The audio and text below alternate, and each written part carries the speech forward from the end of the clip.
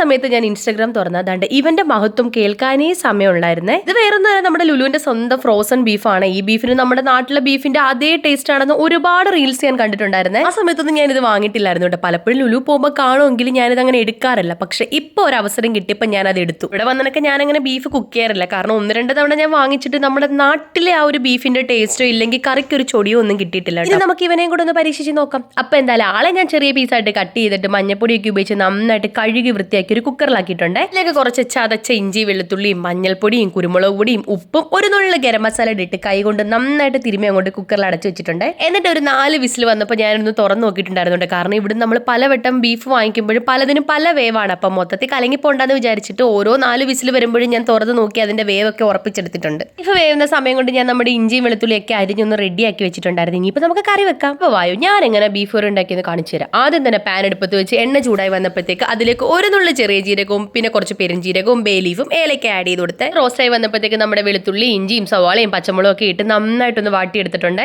ഇനി ഇതിലേക്ക് പൊടി ഐറ്റംസ് ആയിട്ട് മുളക് പൊടി, മഞ്ഞപ്പൊടി, മല്ലിപ്പൊടി ഇത്രയും കൂടി ഇട്ട് നന്നായിട്ടൊന്ന് മിക്സ് ചെയ്തെടുത്തിട്ടുണ്ട്. ഞാൻ ഇനി ഇതിലേക്ക് ഗരം മസാല ആഡ് ചെയ്യാറില്ല. കാരണം ഓൾറെഡി നമ്മൾ മീറ്റ് വേവിച്ചപ്പോൾ കുറച്ച് ഗരം മസാല ഇട്ടിട്ടുണ്ടായിരുന്നു. പിന്നെ നമ്മൾ ഉള്ളി വഴറ്റുന്നതിന് മുമ്പ് കുറച്ച് ഹോൾ സ്പൈസസ് റോസ്റ്റ് ചെയ്തില്ലായിരുന്നു. അപ്പോൾ അത് തന്നെ ധാരാളമാണ്. അതിൽ നമ്മുടെ പൊടി ഐറ്റംസ് ഒക്കെ മൂത്ത് വന്നപ്പോഴത്തേക്ക് നമ്മുടെ ബീഫ് വേവിച്ചപ്പോൾ കിട്ടിയ ആ ഒരു വെള്ളം ഉണ്ടല്ലോ അത് ഒഴിച്ചിട്ട് ഗ്രേവി അങ്ങോട്ട് സെറ്റ് ആക്കിയിട്ട് പിന്നെ നമ്മുടെ ബീഫ് കൂടെ തട്ടിയിട്ട് നന്നായിട്ട് ഇളക്കി അങ്ങോട്ട് മിക്സ് ചെയ്ത് വെച്ചിട്ടുണ്ട്. ഇതൊന്ന് ചെറിയ തീയിൽ കിടന്ന് ഇതെല്ലാം കൂടി മിക്സ് ആയി വരുമ്പോഴത്തേക്ക് നമ്മളുടെ ബീഫ് കറി ഇവിടെ സെറ്റാണ്. ദോഷം പറയരുത് കേട്ടോ. നാട്ടിലെ ബീഫിന്റെ അതേ ടേസ്റ്റ് ആയിരുന്നു കേട്ടോ. കറിക്കൊക്കെ അതേ ഒരു മണമായിരുന്നേ. കൂടെ പിടിക്കാൻ എൻ്റെ ഒരു കുഞ്ഞ് പാക്കറ്റ് കപ്പ ഉണ്ടായിരുന്നു കേട്ടോ. അപ്പോൾ അത് ഞാൻ എടുത്ത് വേവിച്ചിട്ടുണ്ട്. അപ്പോൾ നമ്മുടെ ജാനൂട്ടി പറഞ്ഞു എനിക്ക് കപ്പ മാത്രം മതി, ചോറ് വേണ്ടാതെ. ഫുഡൊക്കെ കഴിച്ചിട്ട് നമ്മൾ നേരെ ഒരു മൂവിക്ക് പോയിട്ടോ. നമ്മൾ വാഴ 2 കാണാനാണേ പോയി. എന്തായാലും മൂവിയൊക്കെ സൂപ്പർ ആയിരുന്നേ. അങ്ങനെ മൂവിയൊക്കെ കണ്ടിട്ട് നമ്മൾ ദാണ്ട റൂമിലേക്ക് പോവാണ് കേട്ടോ. അപ്പോൾ ഇനി റൂമിൽ ചെന്നിട്ട് കുക്ക് ചെയ്യേണ്ട ആവശ്യമില്ല. കാരണം നമ്മളുടെ ഉച്ചക്കത്തെ ബീഫ് കറിയും ചോറൊക്കെ ഉണ്ടായിരുന്നു. അതിൻ്റെ ഒരു ആശ്വാസം ഉണ്ട്. നമ്മുടെ ഒരു വീഡിയോ ഇത്രയേ ഉള്ളൂ. ഇനി ഒരു വീഡിയോയിൽ കാണുന്നതിന് ടാറ്റാ ബൈ ബൈ.